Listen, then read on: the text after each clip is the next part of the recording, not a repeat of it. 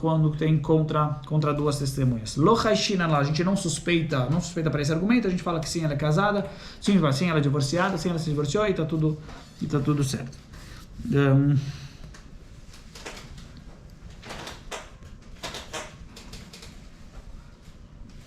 Que bishnaim leika chashad, certo? Ele fala assim. Ele faz isso daqui, mas tem isso que eu acabei de falar, tem isso que eu acabei de falar, a sua pergunta, tem rachat, que o quê? Que talvez ela foi lá ele foi lá e testemunhou para depois poder casar com ela, mas por que você acha que não teria esse rachat? Por que não teria essa suspeita de que o cara testemunhou para poder casar com ela? Porque são dois. Então, a outra testemunha, quando se fala que quando são duas testemunhas, a gente não suspeita que uma delas, porque também, afinal, enfim, quem que vai casar com quem que vai casar? Um dos dois. Sim. Mas eles, obviamente que, enfim, como vai ficar a situação? Vamos brigar entre si? Ou seja, quem que vai casar? Só os dois estão competindo para casar com ela, né? Então, por isso, quando são duas testemunhas, a gente não suspeita que ele fez esse testemunho. Por quê? Porque vai ficar uma situação que talvez o outro, enfim, se o outro vai casar, enfim, como ele vai colocar uma situação dessas, a não ser, é muito difícil de falar, olha, o cara conseguiu pegar outra pessoa para conseguir, ele vai casar, ele tem um interesse. Então, se são duas pessoas, a gente assume que ninguém tem um interesse.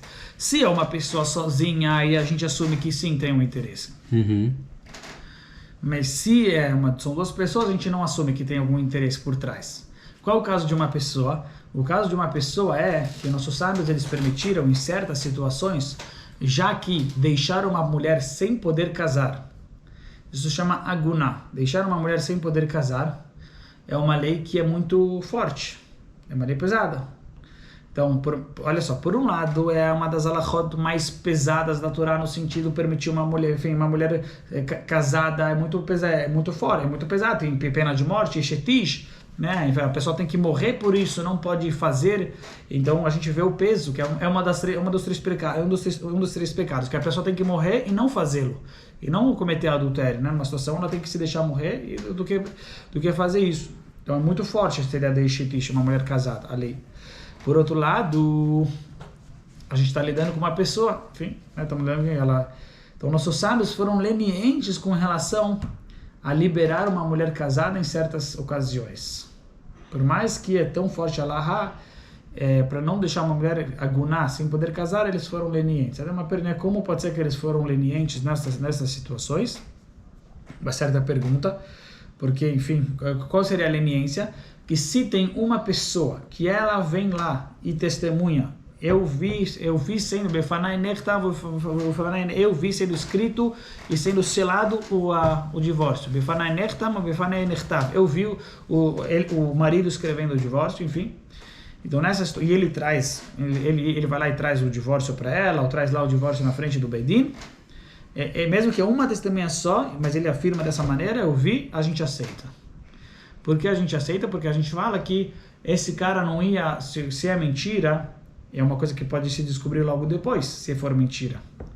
Então, já que é uma coisa que é fácil de você descobrir logo depois, a gente aceita um testemunho desses. Uhum. Algo que não é correto, enfim, ninguém vai falar isso aqui com relação nem a tirar dinheiro, nem com relação a matar uma pessoa. Algo em relação a uma pessoa, não existe essa lei, enfim, de a gente se apoiar sobre uma pessoa só com relação a matar alguém, com relação a tirar dinheiro. Mas com relação a divórcio, já que era muito difícil, enfim, então certas situações, nós sábios foram mais lenientes, liberaram, porque senão vai ficar muito difícil de poder liberar a mulher para ela poder casar com uma outra pessoa. Então, por isso, nessa situação, nós sábios se apoiaram, falam assim, tem uma pessoa que vai lá e fala, eu vi o marido dela morto, eu vi o divórcio, eu vi escrevendo o divórcio, a gente se apoia sobre ele. Porque senão, talvez logo depois vai se descobrir, né? Foi mentira, né? Enfim, de repente, vai de alguma maneira se descobrir facilmente que, na verdade, não houve o divórcio, o cara não estava morto. Então, por isso, a gente sim se apoia no Ed, mas nesse caso, a testemunha não pode casar com ela. Nesse caso, ela não vai, porque aí sim, quando é uma só testemunha, que nossos sábios liberaram, foram lenientes nesse caso de uma só testemunha que a gente acabou de falar, de liberar a mulher para casar com outro homem, por causa dessa situação de aguná, requilo barabanan.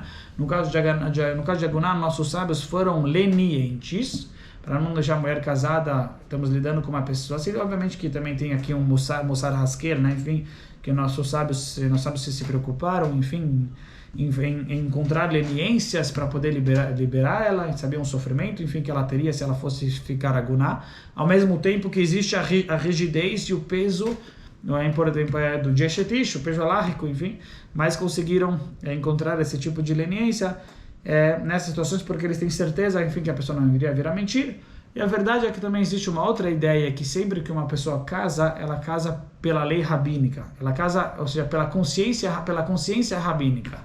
Então, já que a pessoa ela casa pela consciência rabínica, nossos sábios eles teriam também essa força de estipular como o casamento vai ser feito. Estipular como o casamento seria feito, enfim. Então, por isso, em certas situações, eles, desde o começo do casamento, o casamento foi baseado nesta lei. Foi baseado nesta lei rabínica, então teria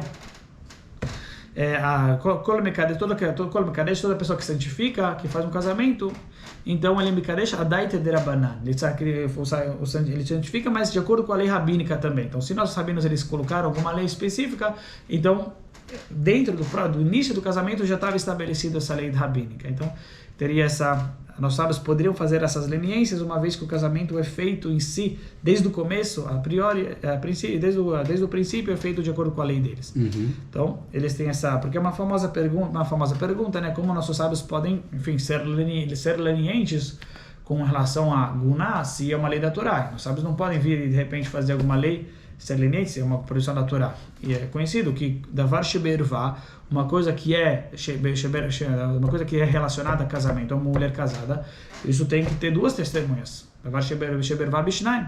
Mas mesmo assim, nessa situação, nós sábios eles se encontraram essas leniências. Isso então primeiro ele fala isso aqui, por isso, mas quando é uma pessoa só, teria suspeita. Mas quando é duas pessoas, não tem suspeita.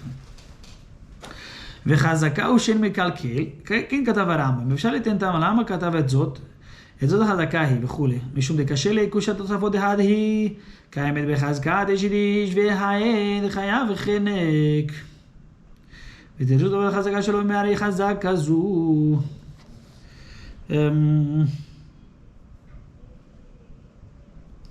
החזקה שלה, מהרי חזק כזו.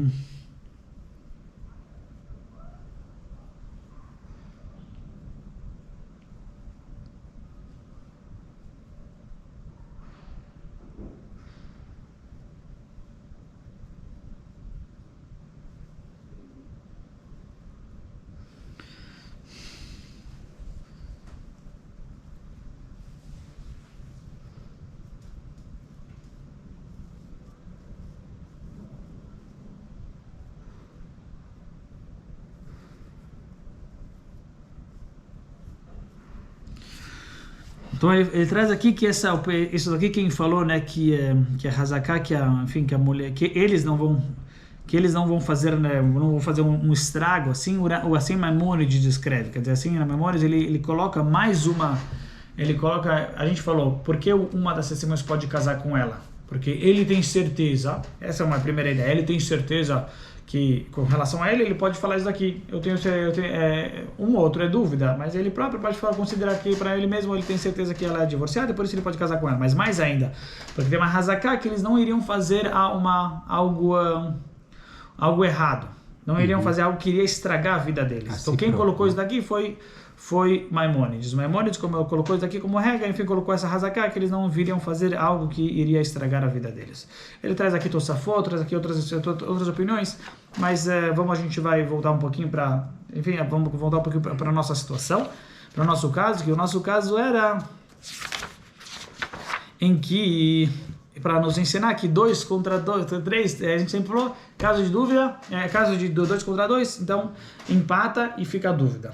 A tal ponto que a gente acabou de estudar aqui, que a gente não fala nem Hazaká nesse caso, a não ser se tem algum argumento, mas em geral realmente é forte e a gente não tem o que fazer. Edut, tem uma Gemara, fala Edut Mukhesh, tem uma Akhashá, enfim, a Gemara também em Babakama nos traz sobre isso, 2 contra 2, 2 falam esse campo é seu, 2 falam esse campo não é seu, então, na Velha Edut Mukhesh, isso chama Akhashá pela Torá, 2 contra 2 não temos como fazer. Fica no caso de dúvida, enfim, o Beidin fica sem poder fazer, sem ter o que fazer na prática. Mas se for numa situação de Hazamá, qual é a situação que se for de Hazamá? O que acontece quando é Hazamá? A diferença de Hazamá é o quê? Que os dois não falaram sobre o caso, falaram sobre a pessoa. Então, quando se trata de Hazamá, o que a gente acabou de falar? Hazamá, 2 têm o mesmo poder que 100. Então, por isso, se em caso de Hazamá, 2 contra 100, quem vai ganhar? Os dois. Os dois. E não vai ter vantagem o fato dele ser 100. No caso de Akrashá, 2 contra 100, vai empatar de qualquer maneira. As duas testemunhas, né, Rabino? Certo, 2 testemunhas. Eu confundi porque eu estava pensando em 2 grupos de 2 testemunhas. Das 2 testemunhas. Não, mas aqui, 2 testemunhas contra 2. No caso de Azamá, 2 testemunhas contra 2 testemunhas. No caso, ou se mesmo for contra 100, as 2 testemunhas elas ganham, quando é Azamá, elas ganham das outras 100. Então, mas, é isso que ele falou, para nos falar que 2 testemunhas têm a mesma força que 3, e por isso, por isso, se duas testemunhas fizeram Hazamá em 3 pessoas, é aceito. 2 pessoas têm essa força, isso que eu ensino. Desculpa, é verdade. Não precisa. Tem aqui, cara.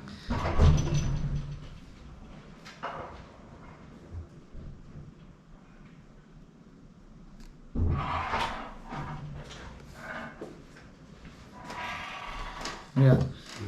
Então, por isso, com relação a Zamá, a gente aprende desse versículo que 2 teriam a mesma força que 3. 2 contra 3 teria a mesma.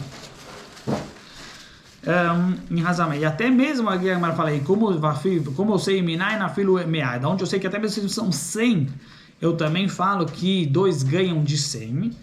Tá, Molomar. Edim, eu aprendo isso aqui da palavra Edim. Primeiro está escrito Shloshá, mas a palavra Edim também está a mais. Tem 2 palavras a mais, Shloshá e Edim. Da palavra Shloshá eu aprendo que é contra 3, e da palavra Edim eu aprendo até mesmo contra Edim Stam, quer dizer, não está escrito a quantidade, testemunhas independente da quantidade. Porque poderia falar Apishnaim Edim, a Torá acrescentou Shloshá Edim. A Torá podia só acrescentar, se fosse acrescentar só uma, podia falar Apishnaim ou Shloshá Edim. A Torá não falou Apishnaim ou Shloshá, falou Apishnaim Edim ou Shloshá Edim, falou 2 vezes que separar. Então isso vem nos ensinar que na verdade não só Shloshá, mas também Edim. E Edim Stam, quando está escrito testemunha sem colocar número, quer dizer até 100. Então da palavra Edim, que ela está a mais, além do Shloshá, a gente aprende que, independente da quantidade de testemunhas, sempre 2 testemunhas têm o mesmo peso que 100, quando é Akrashá, e quando é Hazamá, 2 testemunhas podem falar contra 100 testemunhas. E a verdade é que a gente já estudou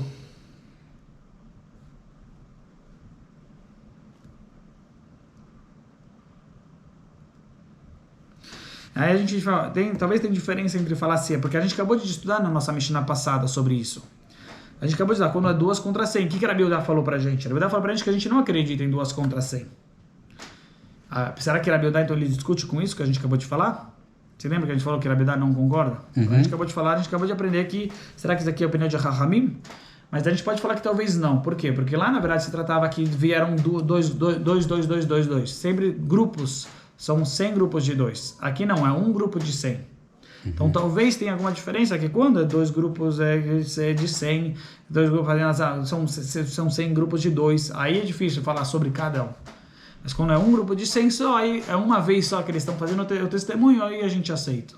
Faz alguma lógica falar isso? Sim. Se é de uma vez só, a gente aceita 2 contra 100, mas se vieram 100 grupos de 2, aí sobre cada 2 eles falaram, por mais que a quantidade é igual, mas a repetição de falar sobre cada 2 fica mais difícil de aceitar. Sim. Acho que sim. Tá bom? Essa seria, pelo menos a Laha é que a gente, que 2 teria a força para fazer a Zamá mesmo em grupos diferentes, mesmo em grupos só. Rabi Shimon Omer, Mashnaim ena neheragin, atiu shnehem zomemin, afshusha ena nergin, asher shloshan zomemin. Fala Rabi Shimon uma coisa muito bonita. Vamenana filo menmeah, tanmonomar edim. Rabi Shimon ele faz um outro requeijo, ele faz uma outra comparação entre 2 edim e 3 edim. Com relação a 2 edim, nós já sabemos que que para se ter a lei de Edzomem, o que teria que ter para ter a lei de Edzomem? Com relação a dois? Teria que os dois se tornarem isomêmicos. Sim. Os dois se tornarem isomêmicos. E quando são três? Se são três pessoas e dois se tornaram isomêmicos, tem a lei de isomêmicos ou não?